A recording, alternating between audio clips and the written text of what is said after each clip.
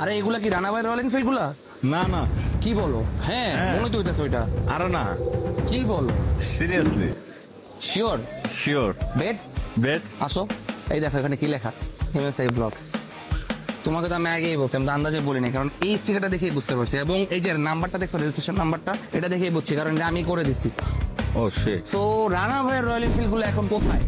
বাংলাদেশের শেরোজ ব্যাগের showroom BSB মার্টের দুইটা বাইকই, এটা 1100 কিলো 10 বছরের নাম্বার করা, যেটা হচ্ছে আপনার গান মেটাল গ্রেটা, এবং যাদের এইটা লাগবে রেড ব্ল্যাক এর ভিতর হান্টার খুঁজতেছেন, তারাও কিন্তু চলে আসতে পারেন। এটা 2 বছরের নাম্বার 2100 কিলো, দুইটা বাইকই বিএসবি মার্টের স্টকে আছে, তাও এমএসআই ব্লগস রানা ভাই। আপনারা চাইলে একজোড়া একসাথে নিয়ে যেতে পারেন রানা ভাইয়ের মতো। ওকে, দেখা হচ্ছে এই দুইটা বাইক যাদের লাগবে বিএসবি মার্টে আসেন, এবং ঈদের আগে জমায় অফার চলতেছে ভাই। আমি চলে গেলাম ভাই, অনেক মানুষ ওখানে সার্ভিস ভাই।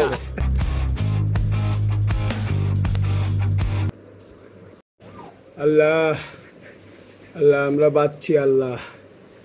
গাড়িটি বেচা হইছে, দোকানে তো দিছে, আমরা অ্যাটলিস্ট 8-10টা রিল দেখা লাগবো না। আমি